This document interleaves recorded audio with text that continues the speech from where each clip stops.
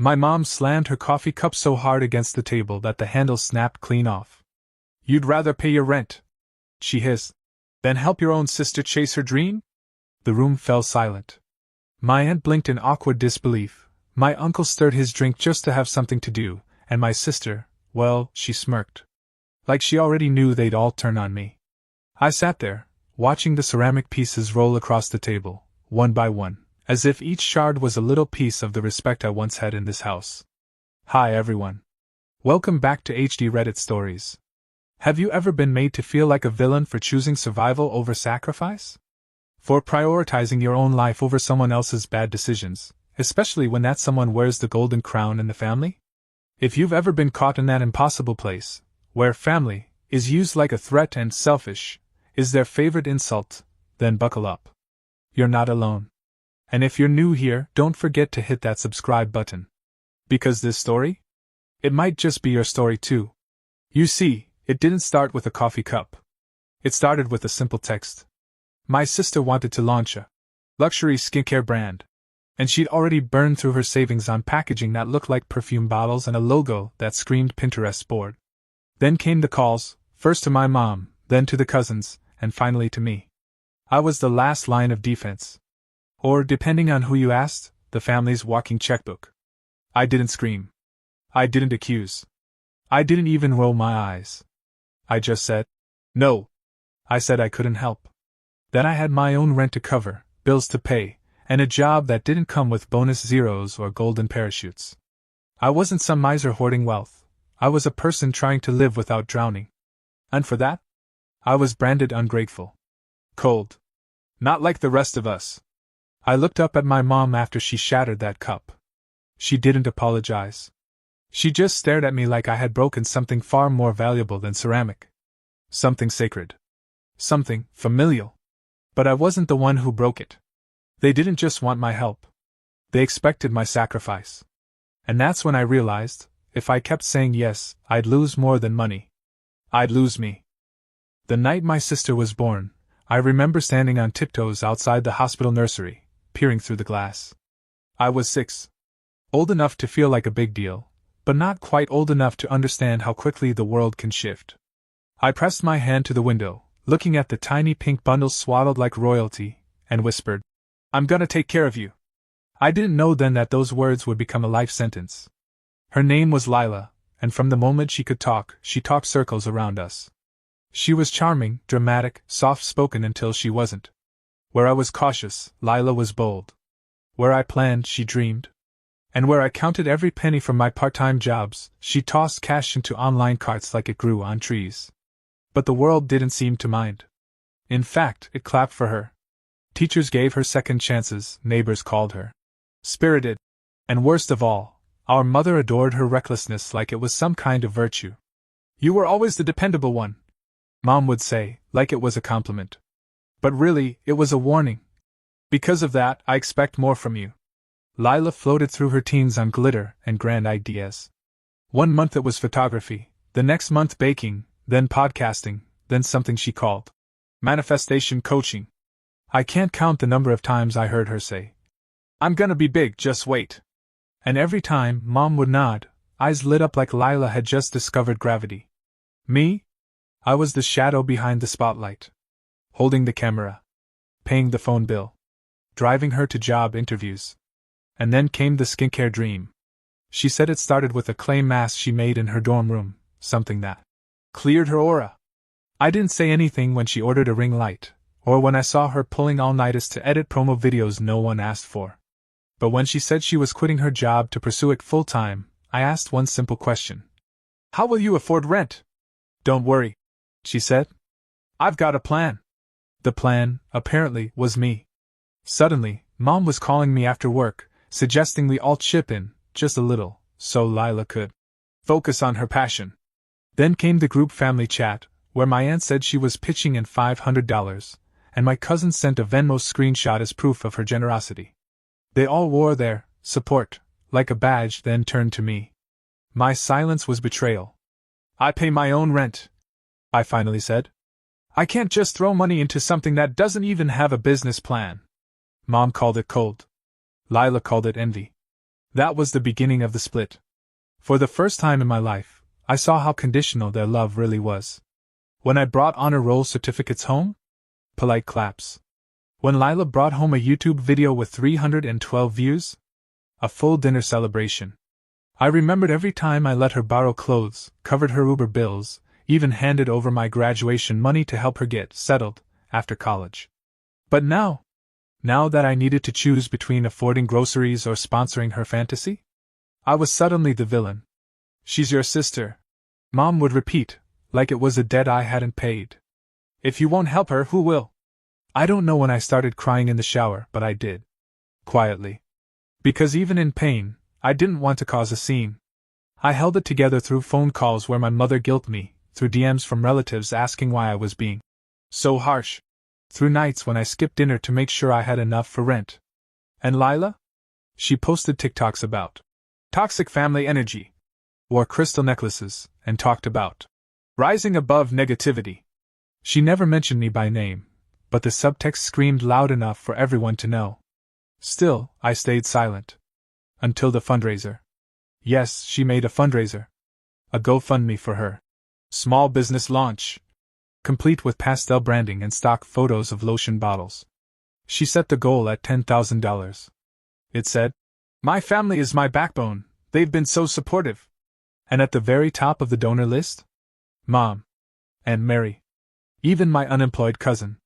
I scrolled down, name after name. Then I saw it, an anonymous donation of $500. With a comment, "We believe in you." Not everyone does. It felt like a slap. I was tired. Not just in my bones, but in my soul. Tired of being the responsible one, the invisible one. The one they expected to carry the weight and smile while doing it. I started to withdraw, emotionally, financially, and physically.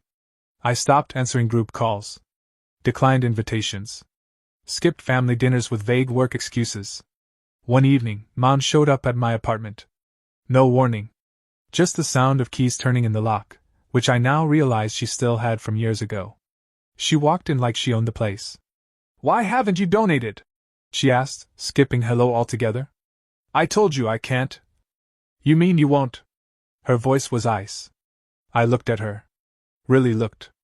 And for the first time, I didn't see a mother, I saw a person who only loved me when I gave. I said nothing, just walked over to the drawer and pulled out the spare key. I placed it in her palm. "You don't get to barge in here anymore." Her lips curled like I'd betrayed a blood oath. "You've changed." "No," I said. "I just stopped pretending I wasn't drowning." She left without another word. Days passed. Then weeks. Lila's fundraiser flopped. Barely cracked $3,000. I watched from the sidelines as she posted, rebranding, updates, offering coaching sessions for $99 a pop. It didn't last.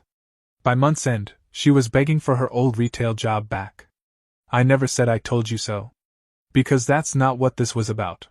This wasn't about being right. It was about reclaiming myself. I didn't plan revenge. That's the thing about people like me, we don't move through life calculating payback. We're just trying to survive with our heads above water. But sometimes, survival is the revenge. Especially when everyone expects you to sink.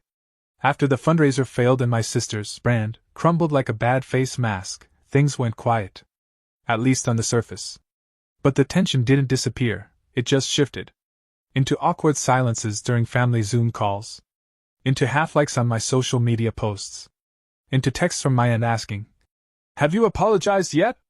Apologized? For what? Having boundaries. That was when I made a decision. No more half measures. No more guilt-fueled silence. I was done being the background character in my own life. If they were going to paint me as selfish, fine, I'd be selfish. Gloriously, unapologetically selfish. But on my terms. The first thing I did was sever the money strings. I closed the joint account Mom had set up. Just in case. Back when I was in college, she'd convinced me it was for emergencies, but she'd always treated it like her personal ATM. I also made sure my phone plan was no longer on the family plan. Changed passwords. Removed shared access to my Netflix, my Spotify, everything. You'd be surprised how many invisible ropes tie you to people who say you owe them. The second thing I did was move. Quietly. without telling anyone. I found a small studio apartment across town, nothing fancy, but it was mine. No shared walls, no history seeping through the floorboards, no judgment hidden behind polite dinners. I packed up in 2 weekends and handed in my old keys. I didn't give Mom the new address. That's when things escalated. It started with a Facebook post. Lila, in her usual dramatic flair, uploaded a photo of an empty bottle from her failed product line. Captioned, "Just because they didn't believe in me doesn't mean I'll stop. Some people only love you when you make their life easier." The comments poured in. "You're so strong. Cut the negativity out of your life. Real ones support each other, no matter what." And then the DMs started trickling into my inbox. From cousins. From old family friends. Even from Lila's ex-roommate. All with the same passive-aggressive tone, "Just checking in, are you okay? I heard you've been distant." I didn't respond to any of them. Instead, I opened a file on my computer called Receipts. See, I'd started saving things a while ago. Not out of spite, but because somewhere deep down, I knew this day would come. I had screenshots of every Venmo transaction I'd sent Lila, rent payments, Uber rides, groceries. I had emails from her asking for help with her resume, for feedback on her branding deck, for help editing her videos. I even had a saved voice memo from the night she told me, "I couldn't do this without you," before turning around and erasing me from her narrative. I compiled them into a neat little PDF. Then I sent it. Not publicly. Not as some petty takedown. Just privately. One by one. To the people who needed to see it most. I sent it to the aunt who said I was being harsh. To the cousin who liked every passive-aggressive post. To the family friend who messaged me asking if I'd abandoned Lila. The message was simple. Since I've been accused of not supporting my sister, here's a timeline of the help I've offered over the years. Financial, emotional, logistical. Please read before forming your opinion. That was it. No insults. No drama. Just the facts. And silence followed. Some never responded. Some replied with awkward apologies. One even said, "Wow, I had no idea it was like this." I didn't need them to grovel. I just needed them to stop projecting their fantasies of who I should be onto the reality of who I am. And it worked. But karma wasn't done yet. A few weeks later, I got an unexpected message. It was from Lila's ex-business partner. Yes, apparently she tried to go in on the skincare brand with someone before launching it solo. He wrote, "Hey. I know we've never talked, but I just wanted to say thank you for standing up. Lila owed me over $1,200 from our original deal. She told everyone I bailed on her, but the truth is she ghosted me after I paid for the first inventory batch. Just thought you should know you're not the only one she used." That's when I knew. I wasn't a villain in her story, I was a liability. I knew too much. I had been too close.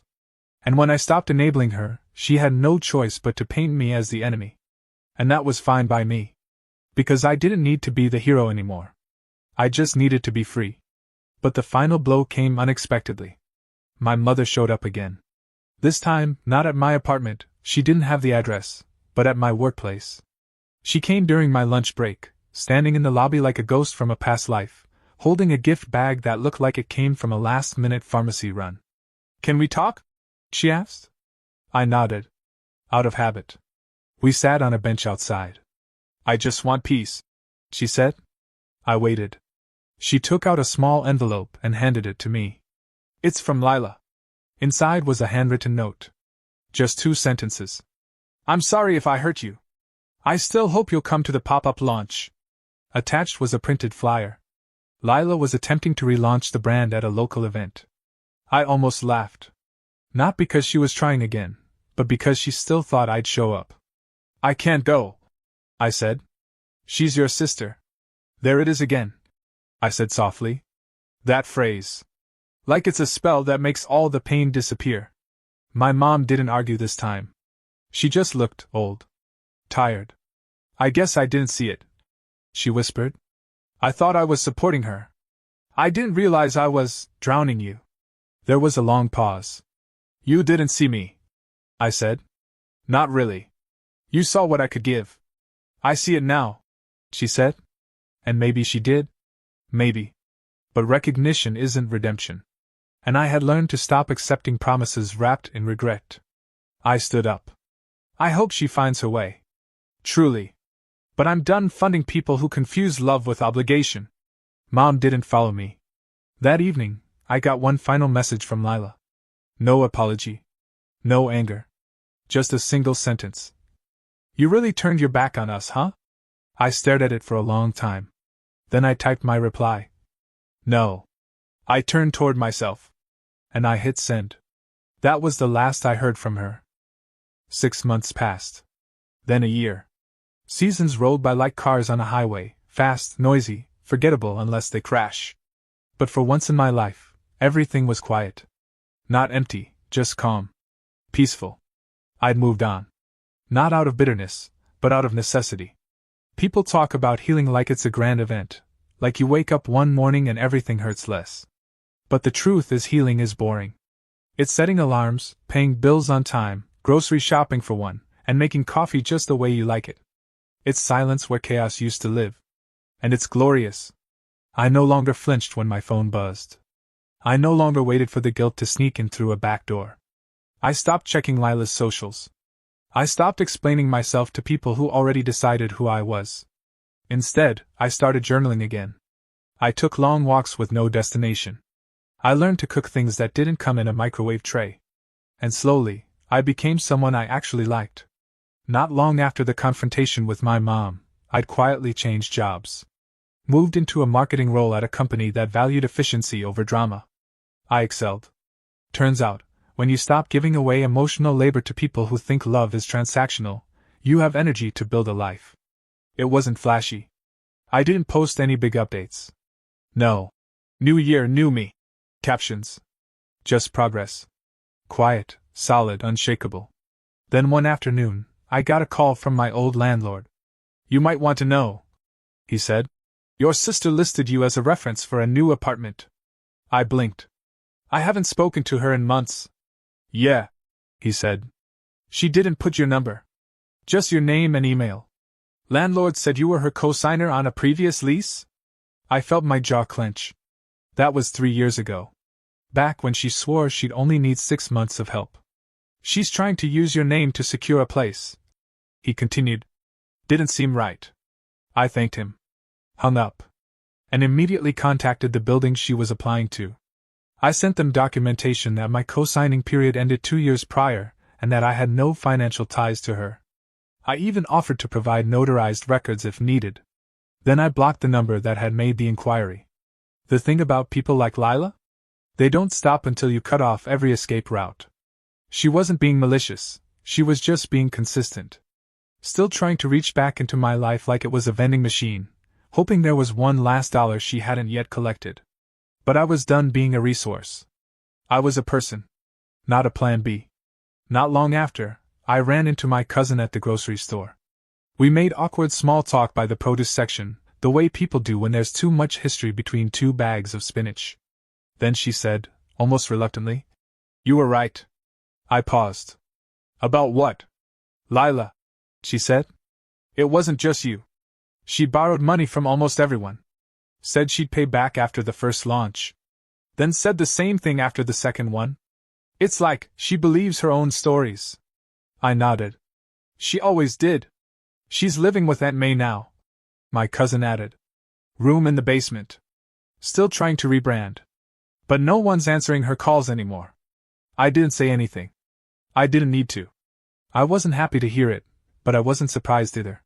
On the way home, I thought about the word closure. People act like it comes in a neat envelope, stamped and signed by the universe. But real closure is this, choosing not to get pulled back in. Not needing to prove anything. Knowing that protecting yourself isn't selfish, it's sacred. Weeks later, my mother called. I hadn't saved her new number, but I recognized the voice. I'm not calling to guilt you, she said quickly. I waited. I'm calling to thank you. I almost dropped the phone. She continued. Lila's staying with me now. It's been eye-opening. She's still blaming everyone. Still expecting someone to fix it. And I realized that used to be me. I made it your job to clean up after her. I'm sorry. I didn't respond right away. She added, You don't have to say anything. I just wanted you to know I see it now. And maybe she did? Maybe. But that wasn't my victory to celebrate. That was hers. Letting go of denial, seeing the truth for what it was, not a betrayal, but a mirror. I ended the call politely. Then sat on my small couch, in my small apartment, and smiled. It wasn't about whether they changed. It was about the fact that I didn't wait around for it anymore. I'd made peace with the silence. I'd learned to love saying no. I'd stopped setting myself on fire to keep others warm. A month later, I got promoted. Another quiet win. No confetti, no party. Just a new email signature and a bigger paycheck. I treated myself to a plant. I named it Boundary. It thrived under indirect sunlight and strict watering schedules. I joked with a friend. It's the healthiest relationship I've had in years. They laughed, but I meant it. Sometimes, the best revenge isn't a dramatic showdown or a mic drop moment. Sometimes it's this. Living. Thriving. Not apologizing for either. So no, I didn't go to Lila's next launch event. I didn't respond to the birthday group chat she made just to loop me in. I didn't show up for Thanksgiving when I saw the invite labeled, "Let's reconnect as a family." Instead, I went to a bookstore. Bought myself a novel. Made soup. Took a long bath. And when I crawled into bed, I felt lighter than I had in years. Because I had finally chosen myself. And this time, I wasn't going back. People say family is everything. And for a long time, I believed that. I thought loyalty meant bending, stretching, breaking if I had to, just to keep the peace. Just to prove I was good. But now, standing on the other side of that belief, I've learned something far more valuable. Boundaries don't break families. Entitlement does. You can love someone and still say no. You can care about them and still choose yourself. The two things are not mutually exclusive, and yet, for people like me, raised in families where sacrifice was the currency of love, it often feels that way. I grew up thinking love meant giving until there was nothing left. That being the responsible one meant absorbing everyone else's chaos and calling it grace. That saying, "I can't," was the same as saying, "I don't care." But that's not love. That's martyrdom dressed in guilt. The truth is, real love is reciprocal. It respects your limits. It asks, it doesn't demand. It hears, no, and doesn't weaponize it into shame. I've also learned that being called selfish is often the first step to becoming free. Not because you actually are, but because people who benefit from your self-neglect will always label your boundaries as betrayal. That used to hurt. I wanted to be liked. I wanted to be understood. But now, I want to be whole. I want peace that doesn't require self-erasure. Relationships that don't come with scorecards. A life that doesn't depend on how useful I am to others. And I've found that life. It didn't come wrapped in applause. It didn't arrive with closure speeches or cinematic forgiveness. It came quietly, through choices I made for me. Through small moments, choosing to stay home instead of going to a toxic dinner, declining a manipulative text, refusing to defend myself to people who never listened anyway. Those moments add up. They build a new kind of strength, one rooted not in control, but in clarity. And here's the most surprising thing of all: I don't hate my family. I don't wish them harm. I don't replay arguments in my head or fantasize about revenge. I just don't offer myself up on the altar anymore. I stopped confusing love with obligation. Stopped mistaking silence for maturity. Stopped believing that carrying someone else's weight was the only way to prove I cared. So if you're someone who's always been the fixer, the responsible one, the helper, here's what I want you to know. You are not cruel for protecting your energy. You are not heartless for putting yourself first. And you are absolutely allowed to walk away from people who only call it love when you're losing. Sometimes the best thing you can give your family is a version of yourself that's no longer drowning. Sometimes the greatest act of love is letting go, so you both can grow in truth, instead of illusion. You don't owe anyone your peace. You deserve it.